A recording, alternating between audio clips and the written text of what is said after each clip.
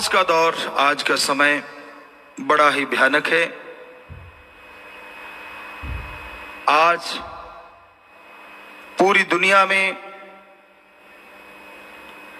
अशांति है। पूरी दुनिया में लोग दिमागी शांति के लिए, आत्मिक शांति के लिए दौड़े फिरते हैं कि हमें आत्मिक शांति मिले, चैन करार मिले। और हैरानीजनक बात है, जो चीज हम सब के अंदर है, आत्मिक शांति, उसको ढूंढने के लिए लोग अलग अलग जगहों पे जाते हैं। पहाड़ों में, उजाड़ों में, बियाबान, जंगलों में चेंजेस करते हैं वातावरण। लेकिन जब तक दिमाग के विचार चेंज नहीं होते, अंदर की सोच पॉजिटिव नहीं होती, तब तक कहीं भी जाओ आत्मिक शांति अंदर होते हुए भी नहीं मिलती। आत्मिक शांति को हासिल करने के लिए हमें बेहद जरूरी है अपने विचारों का शुद्धिकरण करना। और जब विचार शुद्ध हो जाते हैं, पवित्र हो जाते हैं, तो जो डीएनए है, वो जो सेल्स हैं, वो और मजबूत होंगे। तो उनके नीचे जो चीजें भी डीएनए की पनपती हैं, अब ढाल मजबूत है तो बॉडी पे असर नहीं होता। उसी तरह डीएनए की जो लेयर है, जो सेल कह लीजिए, तो वो जितनी पावरफुल होगी तो डीएनए उतना ही अच्छा होगा। उसकी मजबूती जरूरी है। आमतौर पे देखा हमने, हमारे आर्मी मैन, कमांडो आमतौर पे टीवी पे दिखते हैं, उनकी एक जैकेट पहनी होती है बुलेट प्रूफ। अगर वो मजबूत है तो नेचुरली बॉडी सेफ है। उसी तरह डीएनए के ऊपर जो सेल की लेयर है कह लीजिए, अगर वो मजबूत है तो नेचुरली अंदर सब कुछ सेफ रहेगा। उसकी मजबूती भी जरूरी है। और उसकी मजबूती डीएनए को अगर स्वस्थ रखती है तो डीएनए फिर हमारी फुल बॉडी में है। कोई नर्व के रूप में बन गया, कोई कुछ बन गया, कोई कुछ बन गया। ये भी आज तक साइंस को समझ नहीं आई कि सेम ऐसे कैसे हो गया।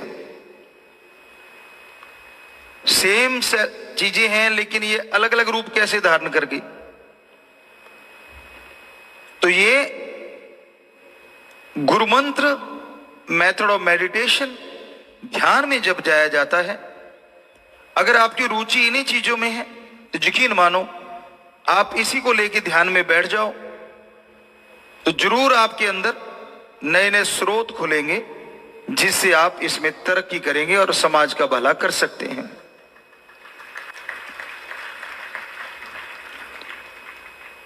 क्योंकि पॉजिटिविटी आज पूरी दुनिया के लिए बहुत बड़ी जरूरत है। नेगेटिविटी चारों तरफ, आदमी के दिमाग में, सोच में जब नेगेटिविटी चलती है तो वो किसी को पॉजिटिव नहीं कर सकता। कहते हैं ना, जैसा खुद का तराजू होता है, सामने वालों को उसी में तोलता है। आदमी के खुद के विचार अगर भ्रष्ट हैं, विचार गिरे हुए हैं, तो सामने वाले को कभी नहीं मानेगा कि वो शुद्ध हो सकता है। और जिसके विचार शुद्ध हैं, उसको यूं लगता है सारी दुनिया ही ठीक है। दुनिया ठीक हो ना हो, जिसके विचार शुद्ध हैं, सुमरन करता है, उसके अंदर एक असीम शांति आती है। और जो खुद शांत है, वो पूरे समाज, पूरे देश, पूरे वर्ल्ड के लिए एक नायाब तोहफा है।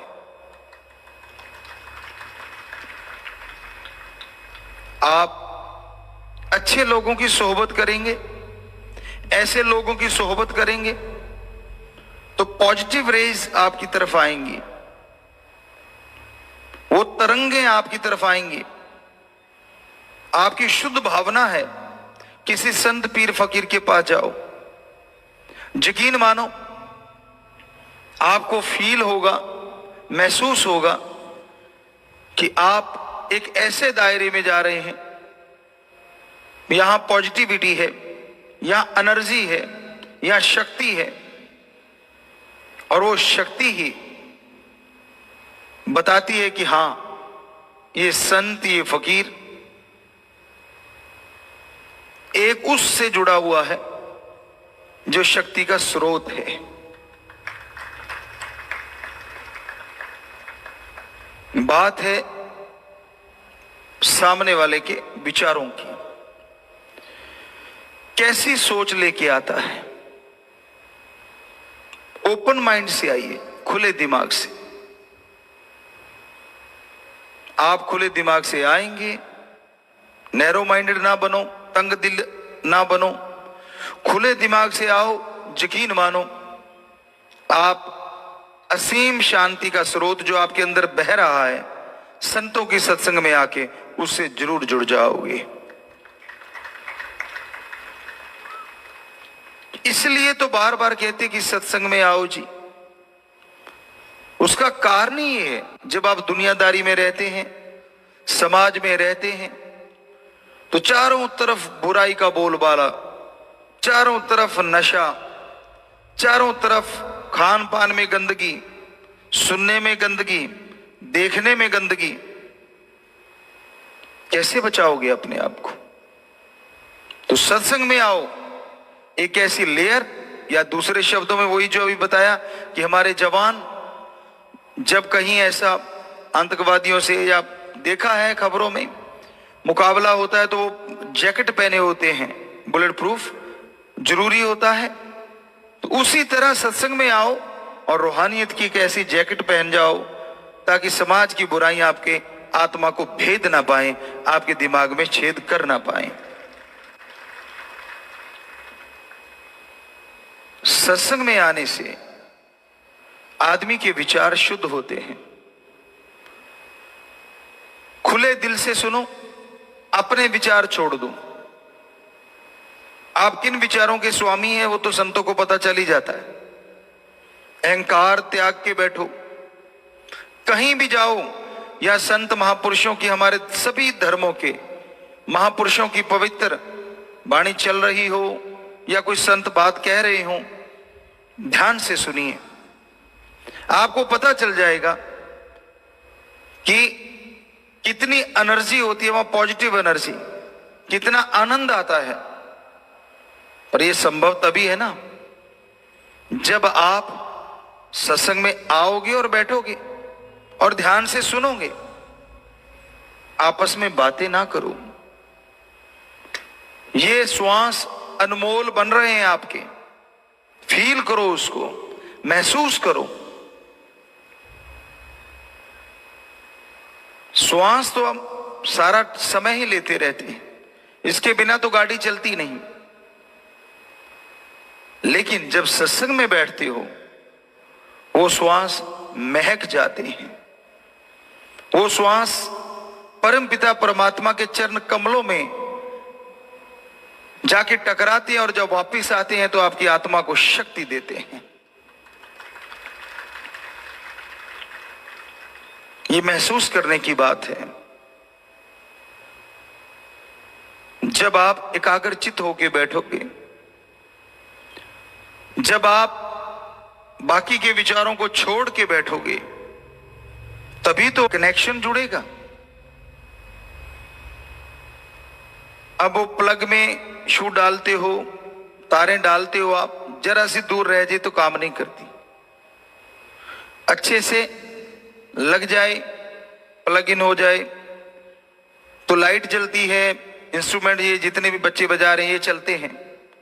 अगर लूज हो जाए तो कनेक्शन कट जाता है। उसी तरह जब सत्संग में बैठो, ओम परमपिता परमात्मा उस दाता के चरणों में ख्याल जमा के बैठो। आंखें खुली है तो क्या हो गया, ध्यान तो वहां लगाइए, सिक्स सेंस को कंट्रोल करके उसी में लगाइए, यानी एकाग्र चित्त होके सुनिए। तो यकीन मानो जब सत्संग से उठोगे अपने आप को फूलों की तरह हल्का महसूस करोगे। गम दुख चिंताएं हो सकता है सत्संग में ही छूट जाएं।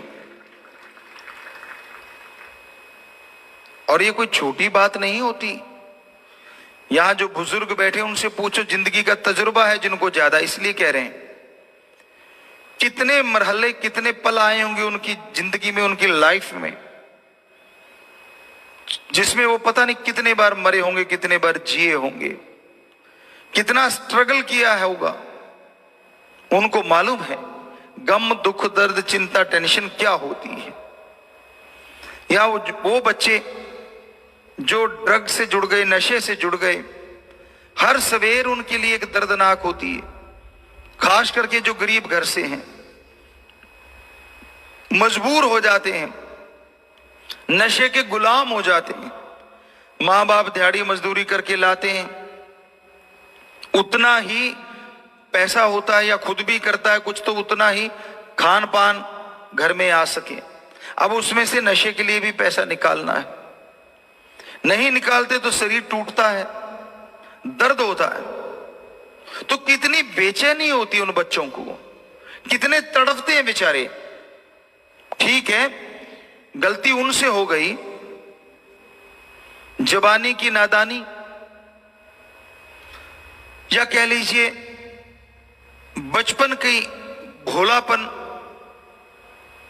उन पे हावी हो गया, यार दोस्तों की सोहबत बुरी मिल गई, संग बुरा मिल गया और वो नशे में पड़ गए। पर ये तो कोई उनसे पूछे कितना दर्द होता है उनके, क्योंकि मेंटलिटी बन गई है ऐसी कि ये नहीं लूंगा तो दर्द होगा, ये नहीं लूंगा तो शरीर टूटेगा, नशा नहीं करूंगा तो मैं मर भी सकता हूं। तो दिमाग ऐसी चीज है, जो आप सोचते हैं ना उसे क्रिएट कर देता है। एक बात पहले भी आपको बताई थी कि कहीं पे कोई रिसर्च किया गया कि कई देशों में ऐसा है, वहां इच्छा मृत्यु मिल जाती है। मान लीजिए कोई भयानक बीमारी हो गई तो वो कोर्ट में कानूनन जाते हैं और वो इच्छा मृत्यु उनके लिए कह दी जाती है, या कानून पास हो जाता है कि ठीक है भाई तू इच्छा मृत्यु का हकदार है। कोई ऐसी भयानक बीमारी होगी, रोज तड़फ रहा है, तो वो चाहता है कि मैं अपनी मर्जी से मरना चाहता हूं, तो उसको परमिशन मिल जाती है। तो ऐसे किसी इंसान को कहते हैं परमिशन मिल गई, तो डॉक्टरों ने कहा तू मरने जा रहा है, साइंटिस्ट कहने लगे तू तो मरने जा रहा है, तो हम एक प्रयोग करना चाहते हैं। कहने लगे क्या? कहते ये कोबरा है, एक सांप दिखाया, बजाय इंजेक्शन लेने के क्यों ना इससे आपको डसवा दें, आप मरोगे भी और हम रिसर्च कर लेंगे, हमें पूरा पता चलेगा कि इसका जहर कैसे कैसे असर करता है, और समाज के लिए आप जाते जाते कुछ भला कर जाओगे। तो वो मान गया। कहते तेरी आंखों पे पट्टी बांध देते हैं, क्योंकि सांप को काटता देख के तू और ज्यादा डरेगा। कहने लगा ठीक है कोई बात नहीं, बांध दो। कहते उसकी आंखों पे पट्टी बांध दी। वो जो जहर का इंजेक्शन या जैसे भी मौत देते थे उसकी बजाय कहते सांप से कटवाएंगे। तो उन्होंने क्या किया, एक निडल ली, इंजेक्शन जो लगता है सुई, वो निडल ली और उसके कहीं पे 2 बार ऐसे मारी। कुछ ही देर में उसकी मौत हो गई। सिंपल निडल जिसमें कुछ नहीं था, ना जहर ना कुछ और। हैरानी तब हुई जब उसका पूरा चेकअप किया गया, पूरी बॉडी का, पूरे शरीर का, कि उसके शरीर में ना तो कोई दिमाग फेल हुआ, ना हार्ट अटैक हुआ, बल्कि 2 कोबरा का पॉइजन मिला। हैरानीजनक बात, सांप ने काटा ही नहीं। वो एक निडल थी जो खाली थी, एक सुई थी जो कुछ नहीं था उसमें। तो हमारे दिमाग ने, या ये कह लीजिए डीएनए ने, या जो भी है, इतना क्रिएट कर दिया कि पॉइजन अंदर बन गया और आदमी उस पॉइजन से मरा। कितनी हैरानीजनक बात है। तो आप हमसे लिखवा लो, पर ये हकीकत है कि आप जो सोच लेते हो आपका दिमाग वो ही क्रिएट कर देता है। बूढ़े हो गए तो 40 साल के बूढ़े, नहीं हुए नहीं, कुछ नहीं हुआ, ऐसी कोई बात ही नहीं है। तो यहां 90 साल के भी जवान होते हैं। एक्सरसाइज तो करनी होगी ना, सोच के साथ एक्सरसाइज भी जरूरी है, वरना मसल डेड हो जाएंगे, मसल आपके कमजोर हो जाएंगे। तो एक्सरसाइज करते रहो, सोच पॉजिटिव रखो, तो जिंदगी में बहारें आएंगी। बैठे बैठे सोच लो तो नहीं मैं तो गया, जरा सा सिर दर्द, ओ मर गया। अरे क्या है, सिर दर्द हुआ, जरा सा गर्म सर्द होगा, थोड़ा इधर उधर हो गया होगा, क्या खास बात है, मत लो दवाई, अपने आप को कंट्रोल है, कुछ नहीं है तो कुछ नहीं है। चारपाई पे लेट के मर गया, आय हाय। तो जो बच्चे बाहर ही नहीं निकलते नेचुरली, ज्यादा उनके साथ हो जाता है। जो सारा दिन फोन से चिपके रहना, कंप्यूटर पे लगे रहना, कईयों का मजबूरी है, नौकरी है, माने बात, लेकिन ऐसा टाइम निकालो, सुबह शाम एक्सरसाइज करो, ताकि बाकी मसल अगर पावरफुल होंगे, स्पोर्टिंग मसल होते हैं, हर गेम के लिए स्पोर्टिंग मसल होते हैं। हमेशा हम कहा करते थे बहुत पहले से, और आज तो ये प्रूव भी हो गया है विज्ञान के द्वारा कि हाँ, तो उसी तरह अगर आपका शरीर तंदुरुस्त रहता है, मसल आपके टोन रहते हैं, यानी मसल वर्क करते रहते हैं, तो दिमाग को और शांति आएगी, क्योंकि ये थोड़ा फ्री हो लिया। उदाहरण के तौर पे कोई भी गेम ले लो आप, चलो बैडमिंटन ले लो, आप बैडमिंटन खेल रहे हैं, अच्छे प्लेयर हैं, ठीक ठीक प्लेयर हैं, जैसे भी हैं, लेकिन जब आप खेलते हैं आपकी दुनिया क्या होती है, एक रैकेट और एक शटल और वो ग्राउंड, सारी दुनिया से कट जाते हैं उस समय। ये एक तरह का अलग तरह का मेडिटेशन ही है, क्योंकि उस समय आपका ध्यान फोकस होता है शटल पे, रैकेट पे और ग्राउंड पे। बाकी कहां क्या टेंशन परेशानी सब दूर हो जाती है उन क्षणों के लिए, उन पलों के लिए। तो जरा सोचिए, अगर गेम एक ऐसा मेडिटेशन है, जितनी देर खेलते हो उतनी देर आप टेंशनों से परेशानियों से दूर हो जाते हो, तो सत्संग तो एक ऐसा जबरदस्त गेम है, जब आके बैठोगे और सुन लोगे तो यकीन मानो जन्मों जन्मों के जो आपकी टेंशनें परेशानियां वो दूर हो जाएंगी। ये हमारा अनुभव है। बेपरवाह जी की रहमत से 30-32 गेम खेल लेते, नेशनल स्टाइल के, स्टेट लेवल तक खेले, उनमें मेडल बहुत लिए। मेडल नहीं, तब प्लेट होती थी स्टील की, जिसपे लिखा होता था पहले नंबर पे आया। तो पुराने टाइम के 78, या हम बहुत छोटे से थे 11-12 साल के, तो उस समय की बातें हैं, ये 80 की होंगी। टूर्नामेंट हुआ था स्टेट लेवल का, तो उसमें थकावट नाम की चीज तो हमने सरसा में आके सुनी, या कई सज्जनों ने कहा मैं तो थक गया। वहां हम जानते नहीं थे, शायद अच्छे प्लेयर थे तो सारे साथी भी ऐसे प्लेयर थे। तब पता चला कि थकावट नाम की भी कोई बला होती, वहां जानते ही नहीं थे थकावट होती क्या चीज है। क्योंकि जो गेम की हम बात कर रहे हैं वो जो स्टेट लेवल के हुए थे, तो हमारे जो पीटीआई सज्जन थे वो हमें हर गेम में धकेल दे, चल तू इधर भी चल, इधर भी चल, इधर भी चल। कहते तेरे को क्या होता है, तो सारा दिन ही खेलते रहते। अभी हाई जंप करके हटे, फिर लॉन्ग जंप आ गया, 100 मीटर करके हटे, फिर 200 मीटर आ गया, फिर 400 मीटर आ गया, कि चल चल चल कुछ नहीं होता, कुछ नहीं होता। और हर किसी में आगे बेपरवाह जी की रहमत से, उनकी कृपा दृष्टि से अब इधर ये इवेंट हो गया, अभी कच्चे में ही है, कच्चे बनियान में, और वहां कौन से ट्रैक सूट होते थे। तो कहते नहीं नहीं नहीं, वो जेवलिन फेंक रहे, चल उधर चल। अब गेम सारे ही खेले होते थे पहले, वो जेवलिन पकड़ी, उसको फेंका, ये पहले में पार हो गया काम, चल चल चल उधर, वो डिस्कस चल रहा है, वो डिस्कस थ्रो कर दिया। तो मतलब कहने का शॉर्ट पुट कर दिया। तो साथ साथ गेम होते थे, तो फटाफट एक पहले वाले में काम हो जाता था बेपरवाह जी की रहमत से। वो कहता मैं आवाज दे दूंगा, पीटी कहता कोई और आगे निकल गया ना तो तीसरा फेंक लेना, दूसरा फेंक लेना, 2-3 होते थे। तो इस तरह से वो कहने का हमारा मतलब, हम कोई बड़ाई अपनी नहीं कर रहे, और राम जी की कर रहे हैं, हमारे शाश्वत नाम जी की कर रहे हैं, जिन्होंने ये शरीर बनाया। तो बनाया तो आप सबका भी उस परमपिता परमात्मा ने है, लेकिन आपने तो अपना एक अलग तरह का बना रखा है। कुएं के मेंढक बने बैठे हैं, तंग दिल है, सोच गड़बड़ कर जाती है, नहीं मैं मर गया, मैं लुट गया, मैं बर्बाद हो गया। बस क्यों भाई, लुटने को क्या तेरे हीरे चले गए? कुछ नहीं गया, जरा सी तकलीफ, जरा सा कुछ हुआ, इस शरीर को मजबूत इतना कर लो कि वो तकलीफ आने से भी डरे मैं किसके पास आ गई, इसको तो कोई असर ही नहीं हो रहा। तो ये दिमाग का खेल है। जिंदगी यहां से और ये डीएनए से, सत्संग में आने से डीएनए पावरफुल होता है,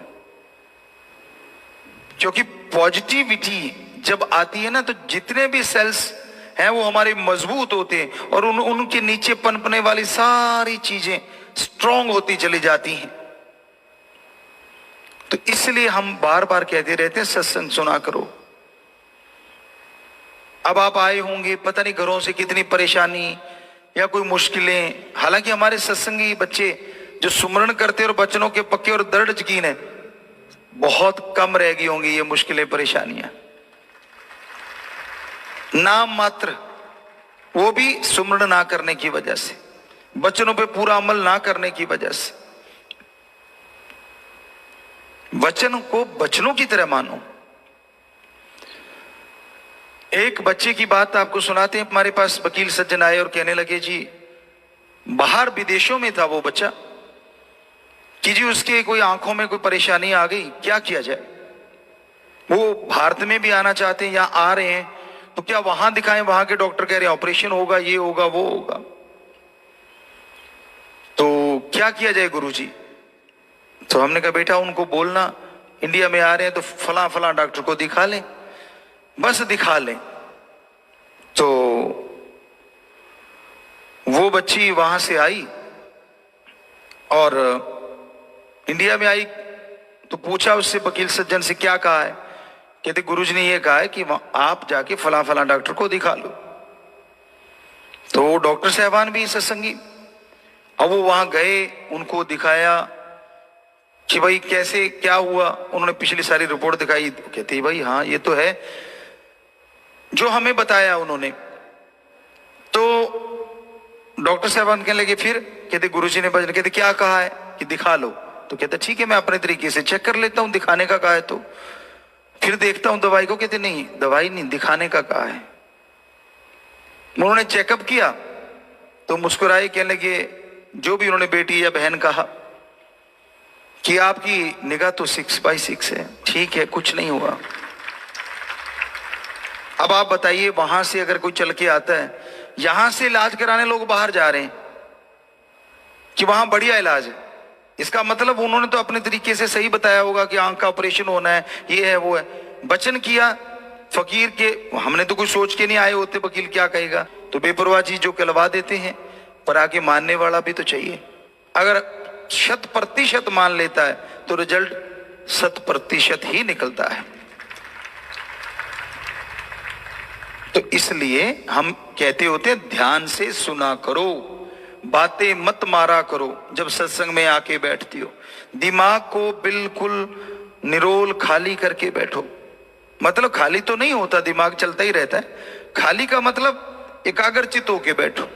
क्या पता वो परमपिता परमात्मा फकीर को कौन सा ख्याल दे दे जिससे एक वचन से पूरी जिंदगी आपकी बदल जाए।